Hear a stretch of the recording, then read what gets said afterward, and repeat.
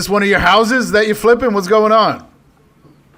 For some reason, I put you in for tomorrow. I don't know why. And I was out shooting a vlog episode. Like I do these handsome weekly things. Yeah. And then I'm like, all right, we're doing this. We're doing it. All good, man. Thanks for coming through on Mind Your Biz, and we want to mind your biz. You got some cool stuff going on. I saw some of your commercials, man. That's great. Thanks, buddy. I appreciate it. Yeah, it's a lot of fun, man. It's a lot of fun. It's the industry's a lot of fun. I mean, you work 80, 100 hours a week, you want to have a good time with it, right? Absolutely. How long you been doing the house flipping and investing? I've been a full-time real estate investor for the last 6 years. I'm in Long Island, New York, which is a very difficult market for a lot of different reasons. It's hyper competitive. The properties are very expensive. It's completely built out, so there's no new land. It's very difficult to build new construction. Very political, a lot of NIMBYism, which is not in my backyard. People don't like change here. So I do anywhere from 70 to 110 fix and flips a year. Plus, I also do commercial development. I have a master's from NYU in real estate development that I got finished up a year ago.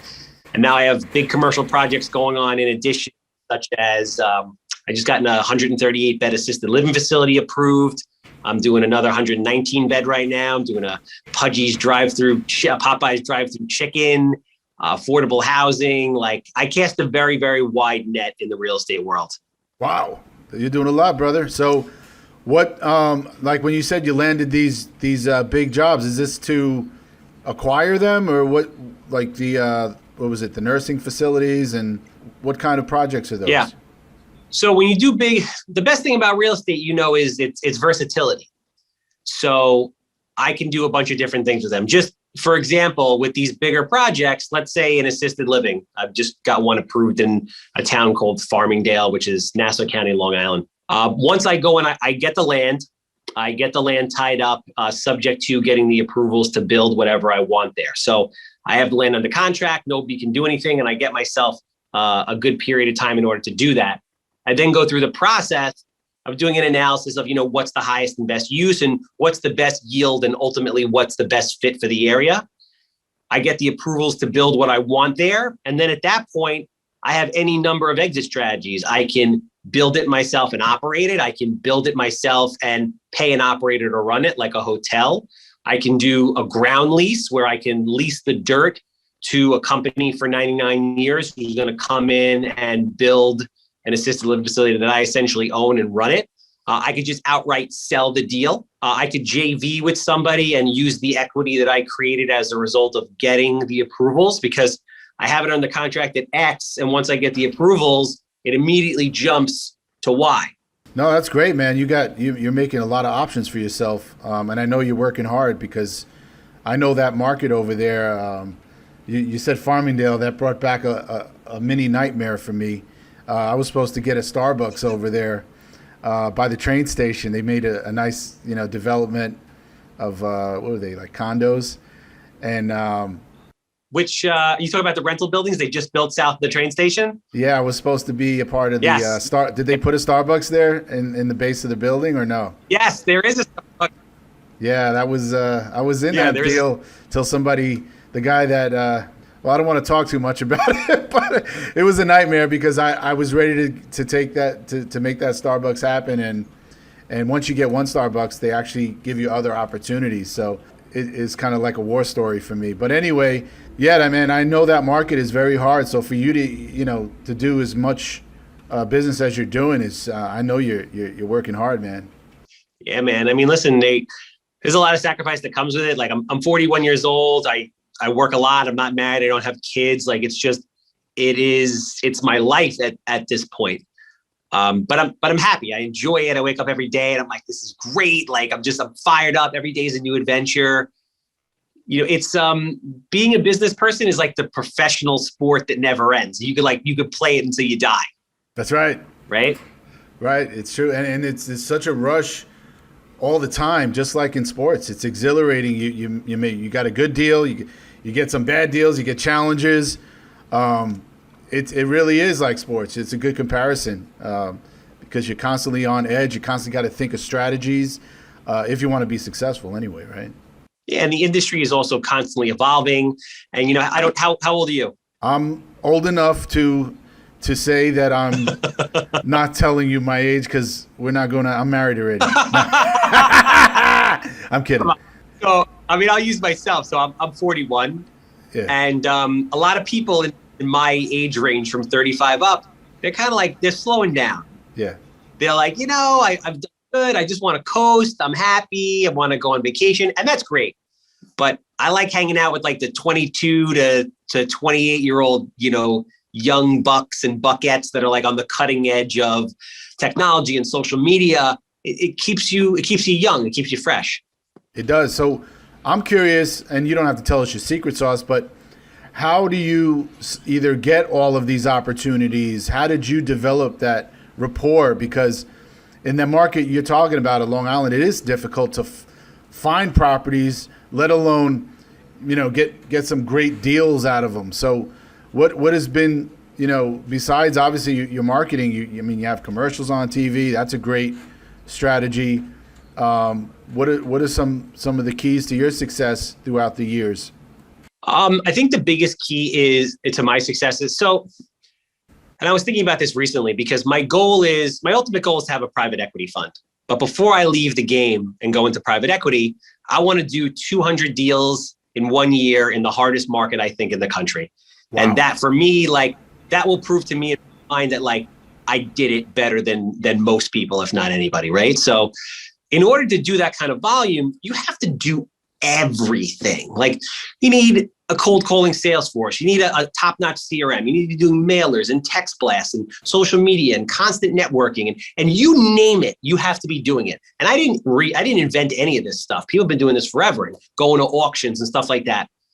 What I will say is I built my business, and I think that this is the best way to build a business. It's the cheapest, yet the most time-consuming. You have to be a good person and actually give a shit about people. If you don't care about people, this isn't going to work. If you build the network properly and focus on making other people money and sharing and making sure that everybody has a good time in the process of working with you, you will develop a residual network of people that will bring you deals that literally cost you nothing forever. And that is the secret. And all the other marketing kind of plays into that brand recognition. But if I want to quantify where the overwhelming majority of my deals come, it's definitely via relationship that I've established over the last 6 years. That's great. And that's a good point that a lot of budding entrepreneurs don't realize. You got to put the time in. You have to talk to people. You can't just email and text, and that's a part of it. But you really have to build that connection. And like you said, people will call you and find deals for you. So you have many extensions of yourself once you put yourself out in the world and people know you're a good person and know that you actually care about what they're saying too, and you're referring business back. And I'm sure you're doing all of that because that's a part of building good reputation, is reciprocating and giving your time to people. 100%. I have a text platform where I answer investor questions all the time. I'm constantly putting out information like you and educating the public for no other reason than I feel it's the right thing to do for the ecosystem. And the cool thing that I've noticed recently on Long Island in my market in the past 3 months is we're all starting to come together as a group of people to help one another. And because of that, the people that are on board with that are doing a lot more business. So instead of operating with a scarcity mentality and trying to keep everything close to the vest, because that's the old school way of doing things, they're helping, they're sharing ideas, and as a result, everybody's doing more business. No, that's a beautiful thing. It's kind of breaking out of the old school model, and that's what you're doing as a younger investor. You're kind of bringing this new sense of camaraderie and bringing younger people to the table, and you're exposing yourself, not hiding your ideas and hiding your wisdom, and that's great, and it's working for you. So I commend you on that. Thank you, man. Yeah, it's super important. At the end of the day, money's great, but at what point, how much is enough? And then what's your legacy and what kind of impact did you have on the world and people around you? It's great to get DMs and things from people saying, yo, I did my first deal because I've been watching your podcasts, or I was working in Amazon. I listened to every one of your videos and now I got my real estate license and I'm selling deals and I made $100,000 last year. bro, that's better than any deal. That's beautiful. So you do have some kind of online training that you offer young entrepreneurs and any entrepreneur? No, not at all. I put out free educational content on all of my platforms all the time just to do it. And that's the stuff people are watching. Like I have a podcast similar to you. People listen to it. I do put out all kinds of YouTube videos, just post on my Instagram, and it's just free content. And it helps a lot of people, which is great. And a byproduct of that, it builds brand recognition in my market, and it ends up bringing me a lot of deals and enables me to build relationships. Podcasts like this, I tell everybody, I put videos out in my market and I say, listen, everybody needs to start a podcast. And if you need your first guest, I'll be your first guest. And the great thing about podcasts is, it builds such crazy relationships in such a short period of time. Like I had a guy on a podcast 3 weeks ago, and he said he started a podcast because I said, you should go start a podcast. Brings me on his podcast, never met him before. He said, we're here because of you. Thank you. I brought him on my podcast the following week. We've done 2 deals together in the last month. Wow, that's beautiful. Game changer. That's amazing. Game changer. No, that's great. You put yourself out there, and good things can happen if you're a good, you're a good business person, and it's clearly happening. Tell some of our younger audience that are trying to get in the game, that may not have the money to make their first deal. So what are some of the, the more obvious tips? Like, how do they get in the game when they don't start off rich? They don't have money like that. What do you tell them? All right. So a couple things. A, money is the easiest part of this business. Do not focus on money. Money is super easy to come by. You need money? Yes. Doesn't have to be your money. And if you set it up the right way, like my mentor told me, you're going to have more people trying to throw money at you than you have deals to do. And that is exactly the case today. The main focus is, I want everybody to understand, this is a process. You have to love the process and love the journey of becoming a real estate investor, a business person, a plumber, whatever it is. You have to love the process because it takes time. I trained with my mentor for 3 years before I was ready to do my first deal. Then it took me a year to find my first deal once I was ready. And in the last 6 years, I've done over 400 houses. So it takes time. You got to be patient, and life goes by fast, but you got to relax because there's more time than you think. Wow. You're doing a lot of quantity, man. That's a lot of work. Bro, it's pandemonium. I have an amazing team, 25 employees. I basically built companies to support my company. So I built in Long Island, we need permits and architectural plans. It's a very difficult process to navigate. So I built a 5-man in-house permit company that supports my deals. I have a 15-person construction company and then subcontractors that surround those. I have 2 full-time foremen that run jobs. I have in-house people bringing in deals. I have in-house property management to manage the rental portfolio. And we're still understaffed and we need more people.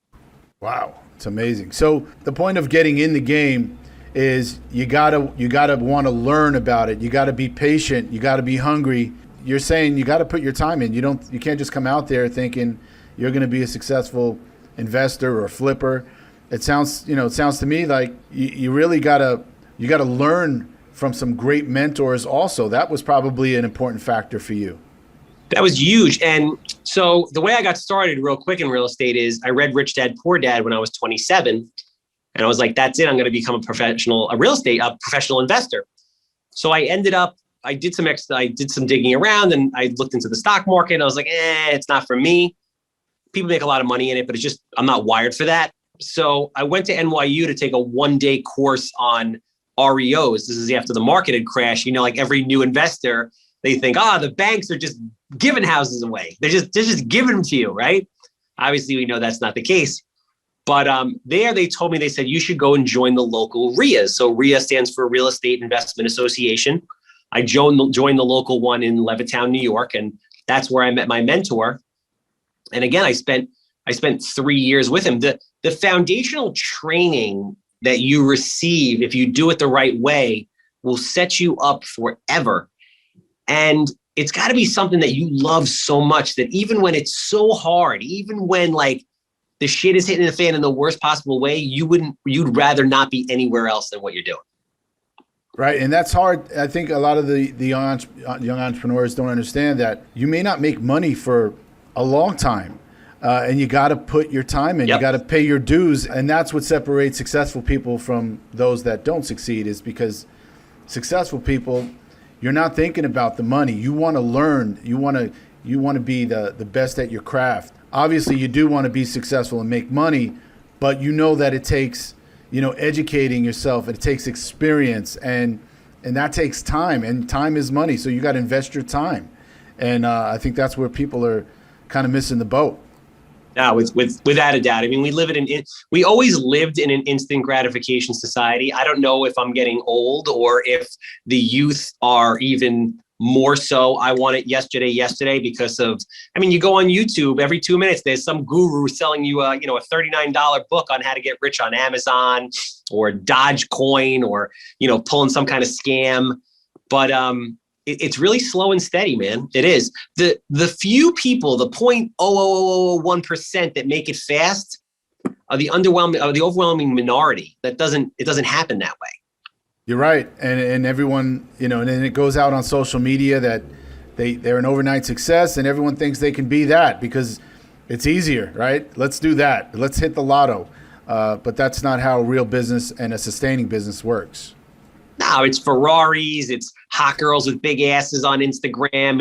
It's nonsense. It's total freaking nonsense. I'm wearing $30 worth of Gap clothes and I drive around in a Honda HR-V that I pay $260 a month for. I don't care, but I'm doing deals like crazy and I have 100+ rentals. It's all a matter of what's important to you. That's right. So I'm also curious. Wow. So in 6 years, you did 400. So how do you know when you're going to flip a property as, comparing to holding on to it and making it a rental? Because that's a big Sure. issue with new investors. They don't know, they don't make the right decision. A lot of them, they're flipping, they make 10,000 on a flip or 20, and maybe they could have made a lot more by holding on, or vice versa. They held on and it wasn't very fruitful for them. So how do you decipher flipping or keeping? Well, I always know when I'm going into a deal what I'm going to be doing with it. And a lot of that has to do with the education. So I have rentals on Long Island, so I understand the markets and I know where rentals work and rentals don't work. So, typically in my market, I do a lot of Section 8 CDC program-based rentals. You need a low acquisition price and you need lower taxes. The taxes on Long Island are very, very, very high because otherwise the numbers just don't jive. So the simple answer is you have to know what the rental equation is. You have to know that you have to understand what the market rents are, and then you have to factor in all the costs associated, which are vacancy rate, CapEx, management, maintenance. And even if you say it's never vacant, or even if you say, it's a renovated property, it doesn't need any work, or it has a tenant in it, whatever it is, the bank on your refinance or your initial funding is going to factor in for these things.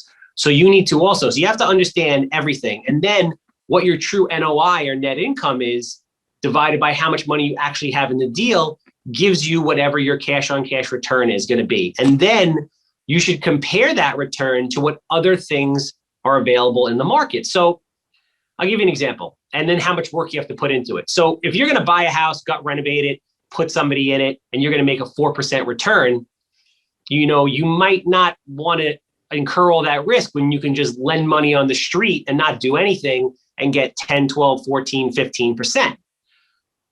With that said, everybody's idea of a good investment is different. There's tax benefits with certain rentals and things, but long story short, you have to go through the process of understanding the market, understand what kind of person you are. Do you want to deal with tenants? Do you want to manage management companies? Do you just want to lend money? What do you want to do?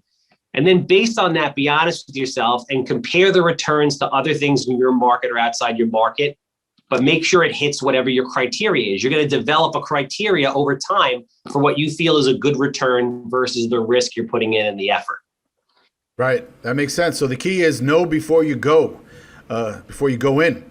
Always. Always, right. And that makes you a more educated buyer, seller, whatever. And I think a lot of people watch these TV shows and they think it's just easy. You just go online, you find your property, you hire your contractor, and you flip it and you make 30 grand. And they don't realize there's so much more that goes into that. Yeah, nah, man. It's years of education to really do it right. And it's very important to have both the formal education component and then the real world component, because that's going to make you really successful. And you can't just have all of one or all of the other. Like at NYU, I was blessed to go to school with a lot of very intelligent and also very wealthy, like multi-generational real estate investors, like kids. And, they're very smart and a lot of them have a lot of money or have a lot of money, but they don't have the real world in the street, rough, rugged, and raw experience. And at the same time, you'll have people that have balls and they go out and they'll just buy deals, but they don't have the educational background to be able to support and prepare, and they get hurt. When you get the two and you put them together, it's like the most deadly combination you can have. Right. And I'm curious also, how have you adapted to business pre-COVID to now post-COVID? What's really changed, if anything, in your head or in your business? What's changed in the market? How did you have to adapt to this new normal of business? So there's a couple of different things. The market always cycles. Before COVID, I actually mellowed out with my buying because I didn't like the way the market looked because it was overinflated. I felt that we were due for some kind of a correction. I didn't know it was going to be a virus that swept the globe. So I scaled back.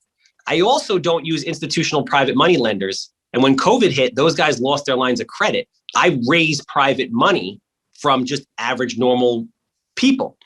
So when everybody's running away, I run into the fire. So when COVID hit, I was like, bam, it's go time. The market's going to reset to a certain extent. All the novice investors got knocked out. The institutional hard money lenders were out of the game because they lost so there was only me. Handsome's the only guy left standing with a bunch of private lenders that are ready to get capital in the game. And I bought 17 houses when COVID hit the first month. Wow. So I also got very lucky in the sense that COVID boosted business in the suburbs. So Long Island is a suburb of Manhattan. Everybody and their mother left Manhattan to come to Long Island. There's no inventory to begin with. I have relationships, experience, and a butt ton of private capital to put out into the world.